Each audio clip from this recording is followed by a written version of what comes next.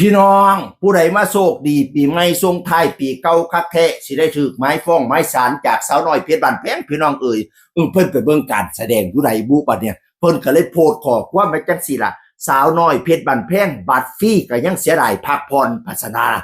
สาวน้อยเพชรบ้านแพงบัตรฟรีก็ยังเสียดายพักผ่อนว่าซานพี่น้องนอกจากนั้นก็ในเม่นก็ยังเม่นกันดูเดือดไปมาดิขอความเม่นนึงเพิ่นว่าจังซี่ล่ะเอาอีหลีหลอกลวงผู้บริโภคจะเป็นเสียดายค่าบัตรมาสั่นหลอกลวงผู้บริโภคเสียดายค่าบัตรมาสั่นบัดนี้ในขอความตอบโต้กันก็มีคนไปถามความนั้นความนี้เนาะFCสาวน้อยเพิ่นก็บ่พอใจแล้วก็มีเมนตอบโต้กันอยู่ในใต้โพสต์พอสมควรข่อยคิดว่าน่าสิเป็นแดนเซอร์มาเมนแดนเซอร์มาจังสี่ล่ะพี่น้องหลอกลวงแนวใดสูเป็นแดนเซอร์อยู่ดีๆก็เป็นมิจฉาชีพโอ้ยสภาพว่าซั่นว่านั่นน่ะเจ้าของโพสต์ก็มาตอบเอาอีหลีหลอกลวงผู้บริโภคจะแม่นเสียดายค่าบัตรว่าซั่นว่านะฟังนั่นก็ว่าอีกอคติบ่ค่ะคือบ่เคยไปทำอะไรให้คนอื่นขมวนกันทั้งนั้นคิดดีทำดีค่ะว่าซั่นว่านั่นน่ะแล้วก็มาเว้าอีกพี่น้องคนที่อคติคือเธอการรับคำติชมบ่ได้ก็พักก่อนการติชมเพื่อการพัฒนาให้ดีกว่าเดิมถ้าไม่พัฒนาจะก้าวหน้าและเติบโตได้อย่างไรคอมเมนต์ให้มีสติครับว่าซั่นว่านั่นน่ะเขาเจ้าก็มาตอบกันอีกตอบกันไปตอบกันมาสาวน้อยเพชรบ้านแพงหลอกลวงผู้บริโภคยังไงคะว่าสันวานานาแล้วก็ถามอีกตีได้ค่ะพวกเล่ายอมรับที่จะไปปรับปรุงแต่เข้ามาหลอกลวงผู้บริโภคหมายความว่ายังไงคะพวกเราเต้นบนเวทีดีๆว่าสันวานานา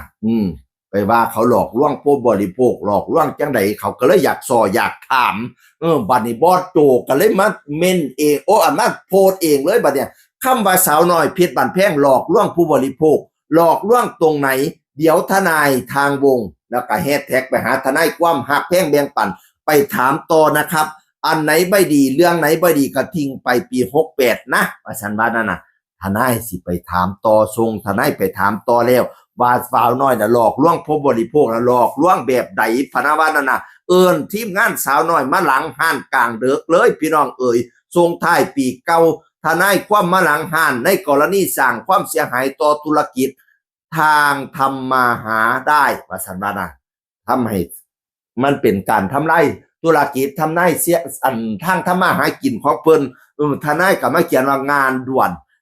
นส่งท้ายปีเก่าต้อนรับปีใหม่ก็มาติดตามว่าคดีนี้จะเป็นอย่างไรพี่น้องนั่นแหละเป็นอุทาหรณ์สอนทุกคนได้เป็นอย่างดีก็กระเบ้าเรียวเบ้าอีกก่อนสิเขียนอีหยังก่อนสิเบ้าอีหยังกับพิจารณาหน้าดีๆเด้อพี่น้องเด้อด้วยรักและเป็นห่วงมาติดตามตอนต่อไปเรื่องเล่าของสาวน้อยเพชรบ้านแพงและคู่กรณีคนนี้พี่น้องเสียงอื่นคนเก่าเว้าสู่ฟังสวัสดีครับสวัสดีครับ